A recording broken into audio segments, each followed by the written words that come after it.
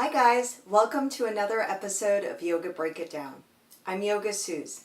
In this episode, we are going to explore a pose called Chaturanga Dandasana.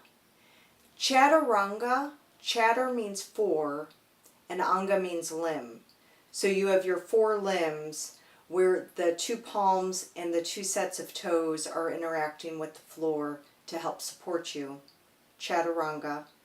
Dandasana. Danda means stick or rod. So you are in a plank position. You are maintaining this rod-like position. And asana, at the end of any Sanskrit term for one of the yoga poses, asana means pose. So you have Chaturanga Dandasana, four-limb rod pose. I'm going to demonstrate the full pose first with no modifications. We approach Chaturanga Dandasana from our full plank pose. Sometimes this is referred to as a yogic push-up, except here we're only focusing on the lowering part, which sounds like I'm really making it easier for you, but it's still challenging. This pose may have similarities to your position when you were practicing push-ups, except the arm position is a little different.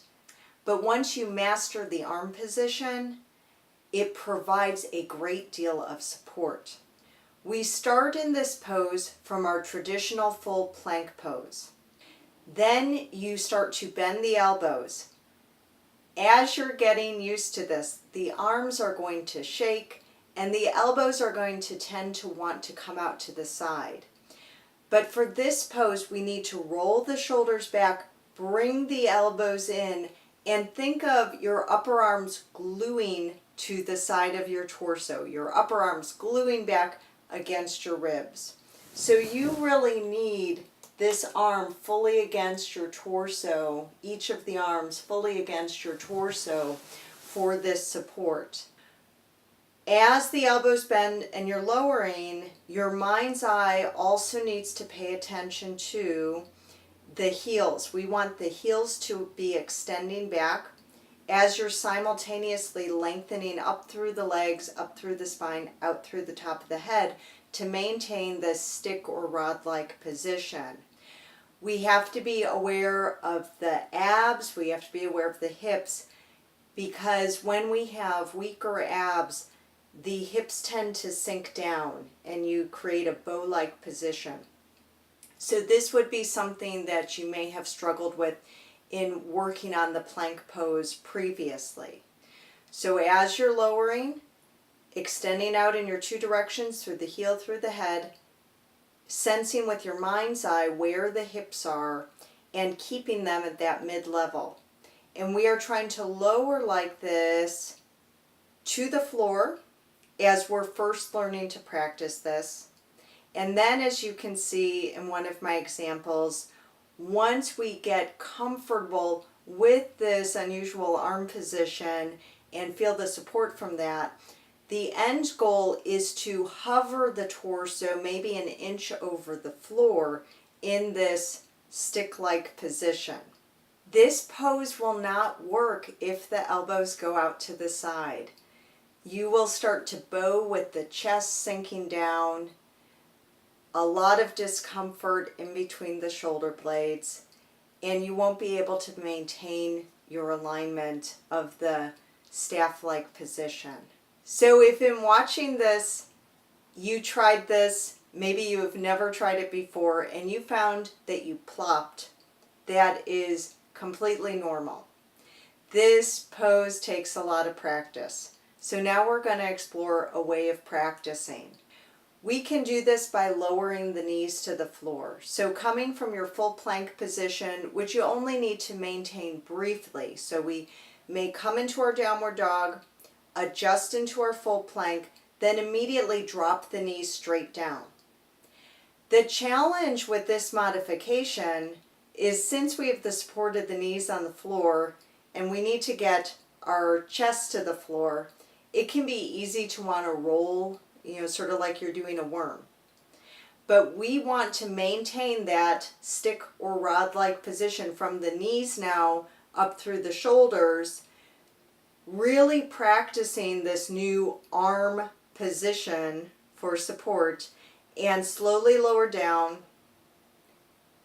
at an angle all the way to the floor.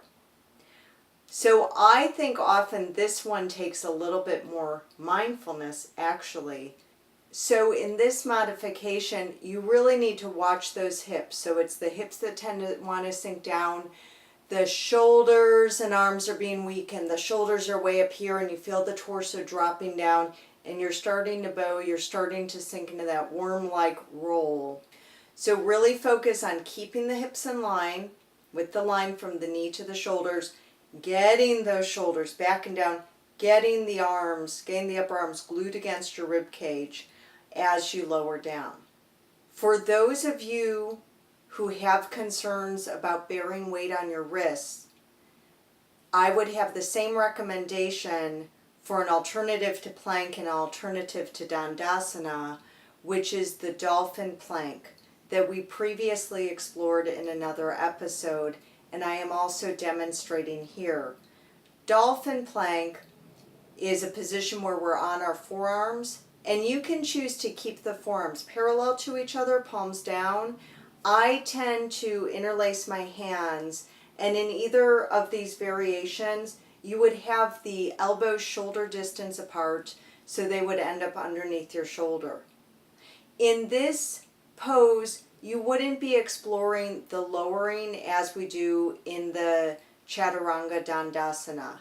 This is simply a plank alternative, but again, if you need to avoid bearing weight on your wrists, this is going to be a great alternative to plug into the plank and the Chaturanga positions. The same mindfulness to keeping the hips here midline from the head through the heels and extending in our two directions.